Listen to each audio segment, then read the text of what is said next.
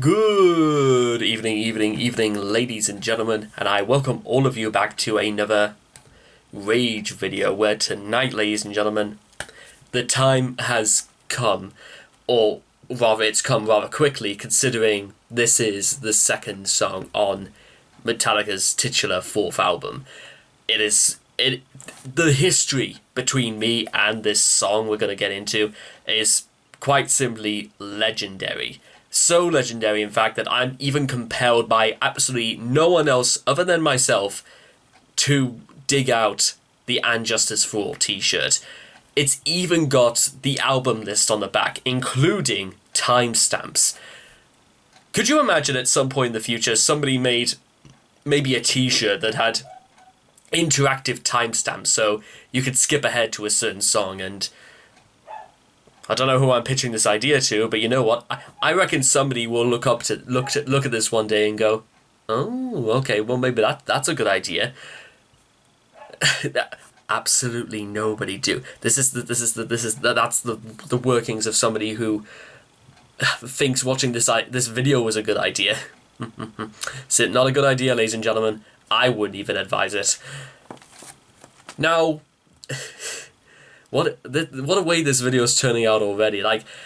Maybe this is just something as akin to how far we've come, because this really is one of the earliest songs I was fortunate enough to take a look at. I remember, I think it was like about this time. I think it was like about July 27th or July 28th, coming up to 3 years ago when I did this song for the first time. And it's one of those things that stuck with me almost for 3 long years. What I didn't, however, find out was something that I just basically found out almost completely by accident, is that apparently, although there is no real confirmation of this, there is a 1979 film called And Justice for All. I've wanted to see it for myself because it has a very interesting premise about a corrupt judge who's been arrested and charged for rape, and he has to employ a lawyer who doesn't like him very much to try and get him off these charges. And you know who's in that movie, ladies and gentlemen? Al Pacino. If I get the chance, it will certainly be the first Al Pacino movie I will see in full. But I would love to know, just because, to be honest, as far as I can remember, there were very few sort of references to that movie, or maybe not. I don't know. I've never seen the movie myself, so I can't necessarily say that's for true. I mean, I can hardly say that, there'll be references to stuff like 12 Angry Men in a song like this. Although, to be fair, a song based on the movie 12 Angry Men would be an interesting spectacle. But you know what? There are lots of things that are interesting, and there are lots of things that you wouldn't think were interesting, but make for spectacular listening experience. You wouldn't believe it, ladies and gentlemen, but And Justice for All at one point was just kind of like that. I mean, before we even begin that, I kind of just want to discuss something very sort of general just to begin with, and that is the actual album art cover itself. I've never actually reviewed an album cover before because I don't really think it was just the sort of thing worth commenting about, but since we're here, I may as well just do this anyway. You see this image of, well, basically a marbled stone cracking, and you see Metallica just launch in place.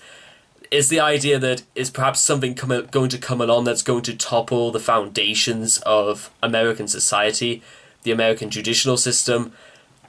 Are we going to start seeing change? The reason why I say change, ladies and gentlemen, is that you see ropes tied around the Statue of Liberty as she's being demolished and pulled from the ground. And then you could see the scales of justice overflowing with money. Money is almost, you could say, almost at the centerfold of just about of crime or murder, or even just the motivation for anybody just to do anything, including working the system into such a way that you could break every single law in the book and you will 100% get away with it. So we don't even need to have a justice system anymore, because what system is there that will let people commit crime after crime after crime, time after time after time? I mean, just look at Boris Johnson. I know, that's a very obvious example, but and without wanting to turn this into a debate about Boris Johnson, I mean, ladies and gentlemen, I'll let you in on a secret right now. I know technically, again, you could say this is about like the American judicial system and how they handle justice, but I'll level with you, ladies and gentlemen. You ought to start seeing about what things that happen in the UK, and it's absolutely no secret that I don't particularly like Boris Johnson very much. And don't worry, ladies and gentlemen. Johnson can continue to say that he's going to ride out and that he's going to trust the public to be too stupid enough to realize that some of the things he's saying, some of the things he's doing have resulted in hundreds and thousands of lives being lost throughout this COVID-19 pandemic. It will all come back. A lot of things will catch up to Johnson. From his inappropriate comments towards gay people, to his very spiteful comments towards Islamic women, to the way he treats women, to the way he dresses himself, the way he appears on camera, the fact that he looks like I wouldn't trust him to run a bath, let alone a country.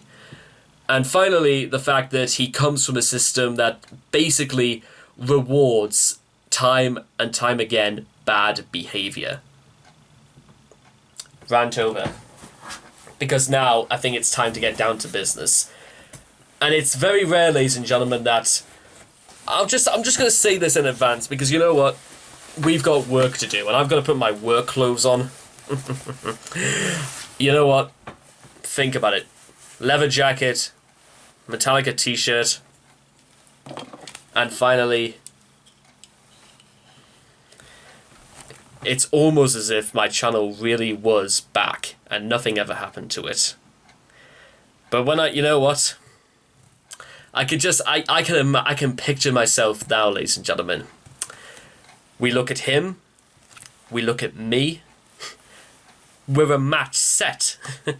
Change is being made, but who is the one doing the changing? Is it the system that rewards bad behavior that's being changed, or is the system being changed for one involving bad behavior? What do you guys reckon? This is something that obviously everybody's going to have their own opinions on. I mean, I could write page after page after page about some of the things that I've witnessed throughout the news in terms of, like, that doesn't seem fair, or why on earth would you do something like that?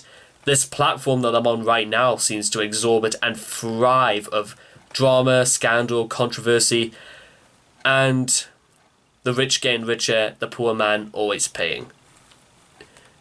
And we've grown so accustomed, I even mentioned this during my Blackened reaction, is that we become so accustomed to just these things happening that we're not surprised when they do. But it's very silly. But with all that being said and done, it's time to begin. And if you guys want to check out the original video for yourselves, you know what to do. Let's begin. And justice for all. In 3, 2, 1, and...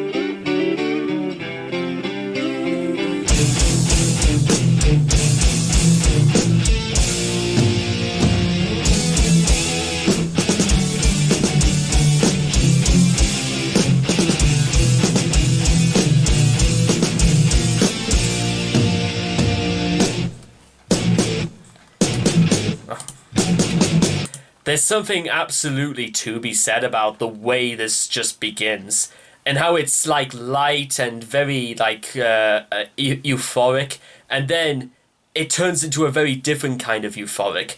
The sort of thing where, oh my goodness, what's happening? And then it glides back in like a lion. and then it stings you again, and then you find out it's here to stay. Is this in any way reminding you of anything, ladies and gentlemen? I think it does. And this is just the opening minute to this song. Ding, ding, ding, ding, ding, ding.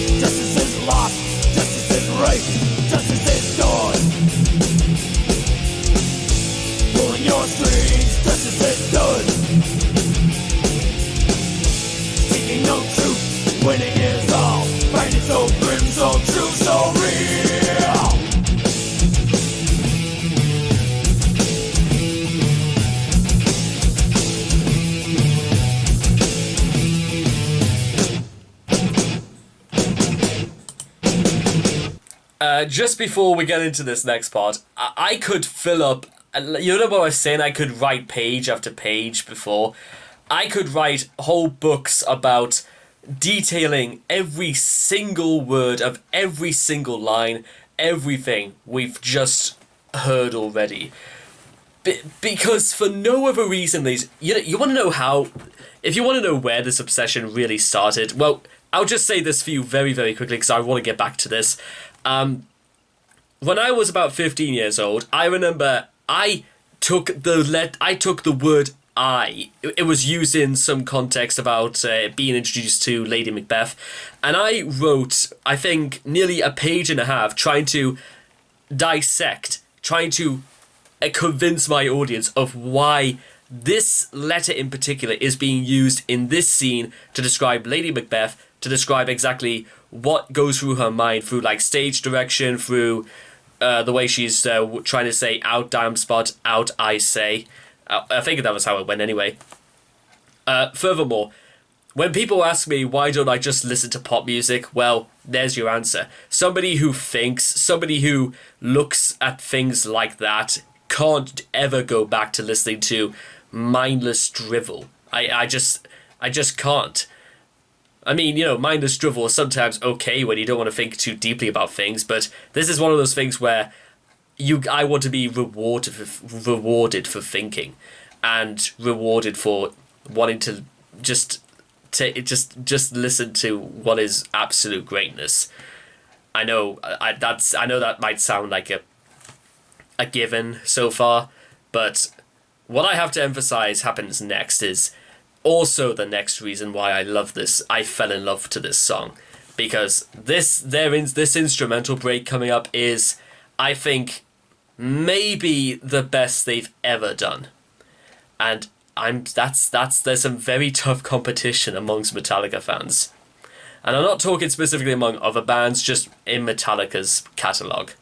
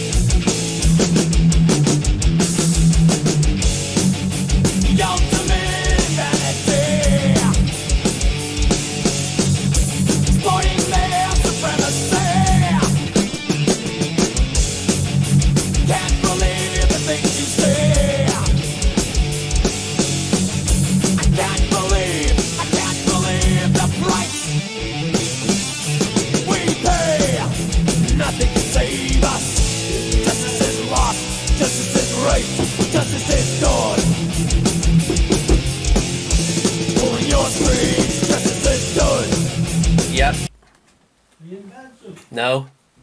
Well, it's alright.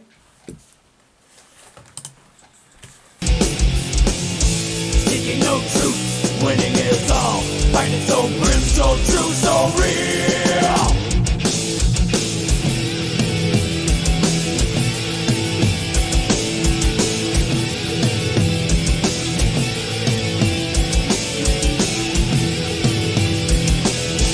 Seeking no truth, winning is all. Fighting so grim, so true, so real.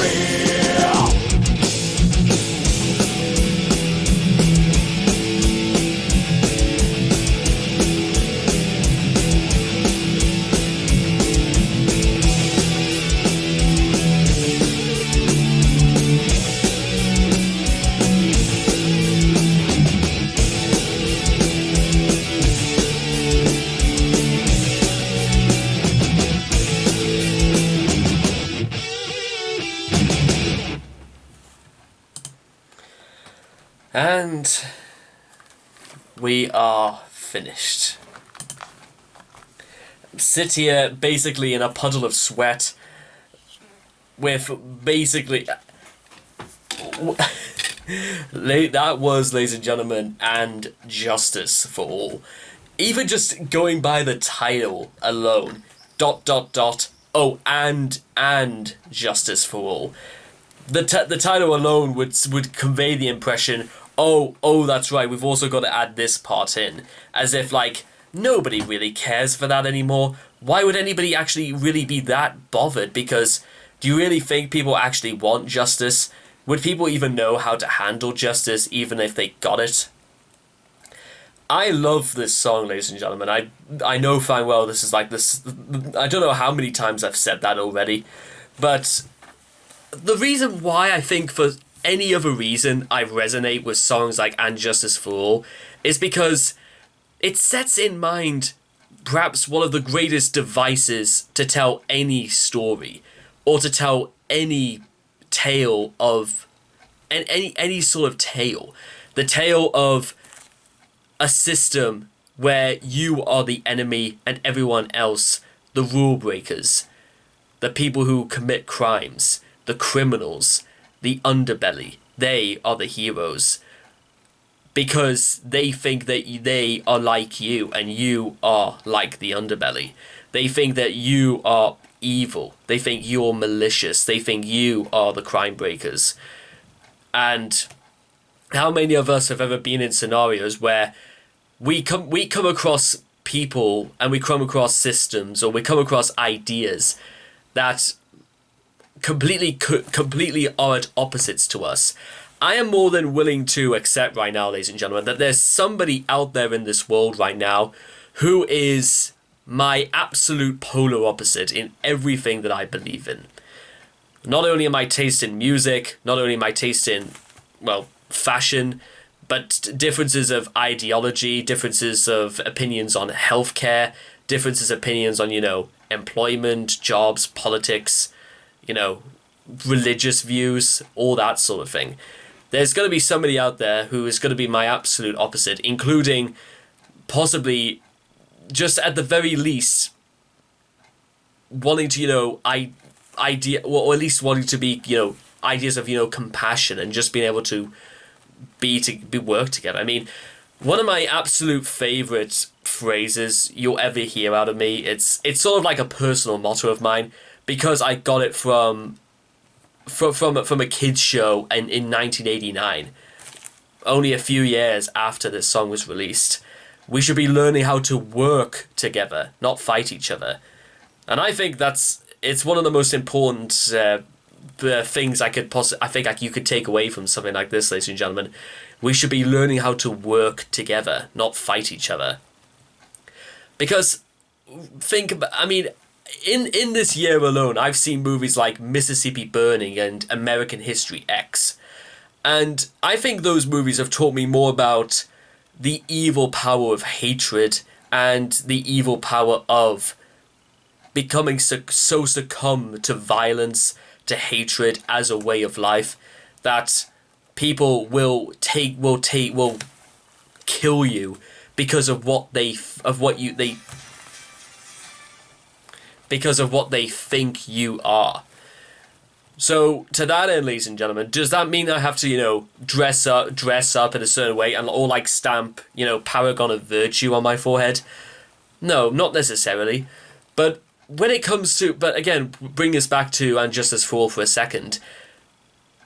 Who is going to be there, ladies and gentlemen, and getting back to the idea of using this as like a frame device for, being up against a system as though we will never win. It's only through, because I'm not asking anybody out there to, change their ideologies or change anything about them, because they don't seem to think that, anything will change. You have to keep fighting for those rights. It's the only way that things ever get done in this world. In fact, you know what? You would say probably in maybe the last year, maybe even 10 years for that matter, people have fought just so they can they can live in a free world. I remember a time, ladies and gentlemen, where it was illegal to, be a gay couple and be married in this country. And I also remember there were other times, ladies and gentlemen, where, well, I can't remember, but there was an idea that the idea of letting women vote was preposterous and even evil in some corners of society. And that happened just over 100 years ago. You don't see anybody saying that sort of thing is evil nowadays. But I think it's telling about the sort of world we live in where that sort of thing, where people say that, the idea of letting women have rights to vote is still a monstrosity. Even in very specific parts of the world, that's still going on. And where's the justice for those people? Who's going to fight in their corner? You have to consider these things, ladies and gentlemen, because there are places in the world right now for simply having the right to exist and simply having the right to be who you want to be is simply going to be a death sentence for some people in this world. It's absolutely horrible, don't get me wrong. Unfortunately, we all know this is true because they say, that, isn't it, what's the saying goes is that for every person going with, there are also people, equal number of people, possibly even more, who are going without. Well, think about that right now, ladies and gentlemen. Think about the sort of system you're in right now and think about what it's like if you didn't have that. I know I'll do this probably maybe in another video because we're sort of like pushing for time as it is.